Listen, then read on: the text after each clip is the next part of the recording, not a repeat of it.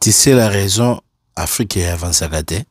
Ah, puis c'est bisotu tozaba na nzambe, mundele, munindo, donc bisotu. Mais, au moins, il baninga baza ko avancer pour l'année. La raison où l'Afrique est avancée, yango. Naibisa rabino ke ki mythomanie ya garçon wana efanjo ekola. Ba pia ko bomoni na Cameroun, ça ba pia ka o asala yango na ba pays bela ko sa bina sala ba mple. Moni se ko piaka, artiste azo poisa sali mpiaka yango na benga mpiaka. Biso États-Unis zala ki mpiaka te. Ne ba ko sela biso mpiaka. Soyons vrais. Est-ce que les kinabiso gouvé alinga vraiment faire na motema moko? Ah, bon, est-ce que tu peux faire ça, faire rigolo vraiment? Hein?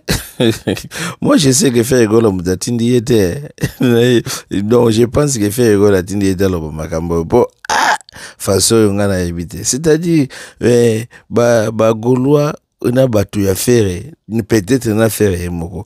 Ce qu'on a là, bango. Osomona neti bango ba vivre na monde ote monde réalité bango ba vivre na monde mususu c'est-à-dire na monde bango ba vivre soki ba wuti na monde na tango ba kitaka na monde na biso bazomona ke makambo bango ba biso tozomona eza yango te o bango bazomona ne yango ya nabi ah na mukila lelo na 2024 yoko lobaki makifali po basali mpiaka ezalaka ndengo wana bango moko ba Camerounais bazolela asali tala prenons c'est ça toujours ka boy na quelques jours na 5 jours là ça déjà na Sénégal pas azo ko totola déjà et totalement déjà plein peu à craquer kuna na Sénégal lobby ozala na Bidjan Sili bon to kendeka boy atali nzaka faire asali ata bongo bomi yoka mawate bomi yoka mawa pona ndeko faire chronique na biso tolinga to avancer on ndenga bien mais tant bozo sala boye bozo induire faire une erreur makasi